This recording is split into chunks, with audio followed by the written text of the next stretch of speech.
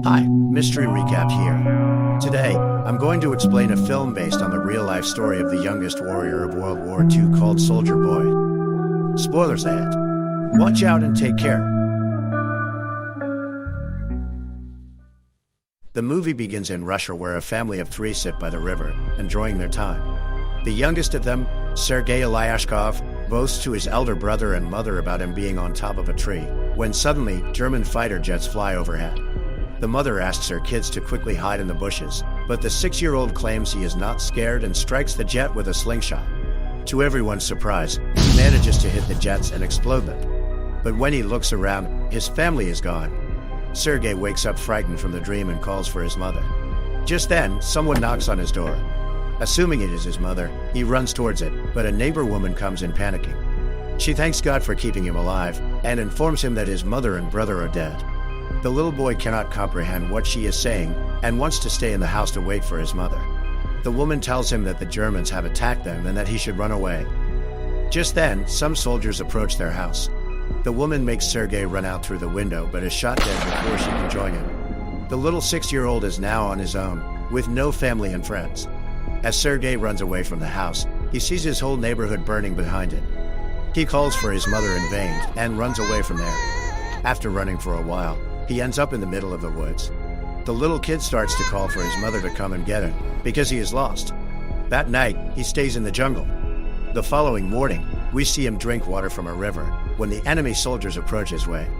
Sergei, knowing that they are dangerous, quickly hides inside a tree's roots. He is startled when a snake comes nearby, but doesn't utter a word or run away. Sergei is more scared of the soldiers than of the snake. The soldiers eat by the river and go away, after which Sergei takes their leftover food and devours it for the night. However, by the end of the day, the little boy is exhausted. He hasn't had a proper meal in 2 days and has been walking with no destination. He falls down as he limps but doesn't stop walking. While on his way, he sees wild berries and devours them, but just then, an explosion occurs behind him, taking him by surprise. The boy gets dizzy and starts to hallucinate someone coming behind him. However, even in such conditions, he stands brave and tells the person he has a rifle and is not scared. He limps forward but falls unconscious after a while. While he is asleep, 2 soldiers approach him.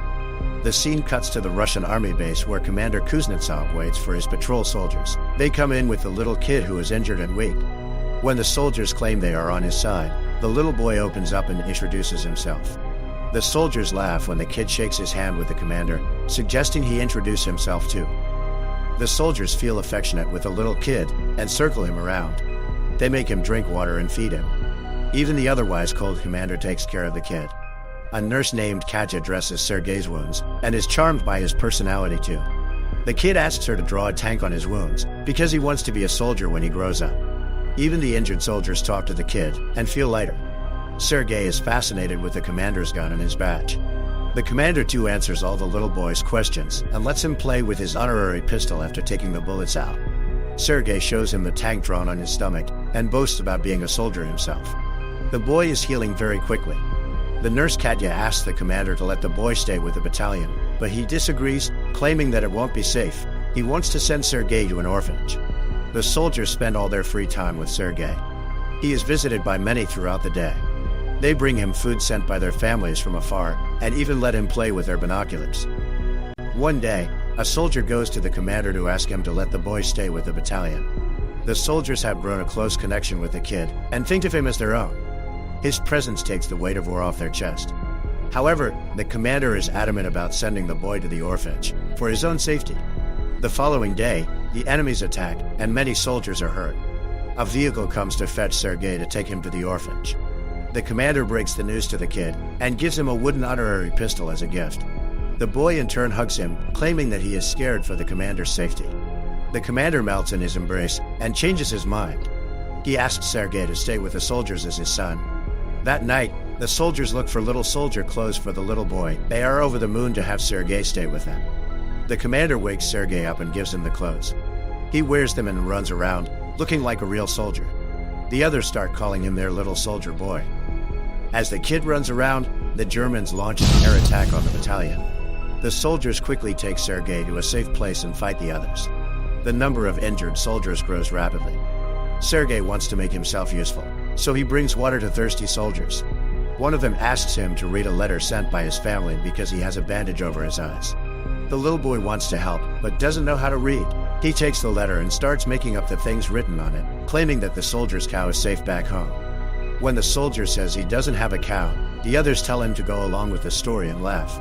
He reads everyone else's letters in the same fashion and cheers them up. In the following scene, we see Katya and the commander talking. The two seem to be attracted to each other, but do not confess their feelings.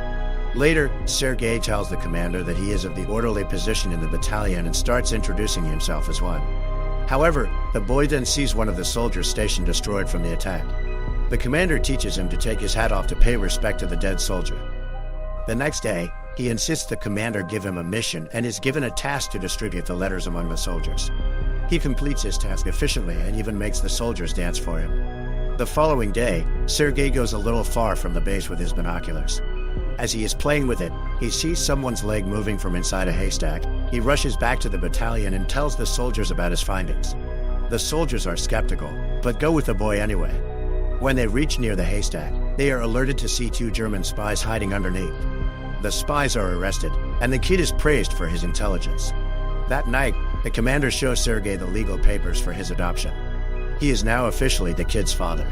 Sergei knows of the commander's feelings for Katya, so, to repay his kindness, he takes him to confess to her. But the two see her talking to a different man, and wrongfully assume she is interested in someone else. The base is attacked by the Germans again.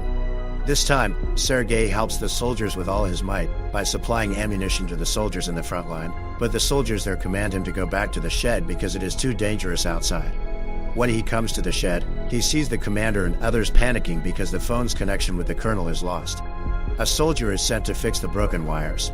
Sergei follows the soldier and sees he has been fatally wounded. He asks the dying soldier how he can fix the wires, and does it himself. The connection comes back and more troops are called. The 6-year-old saves everyone's life. Later, we see the commander and Katya talking by the river.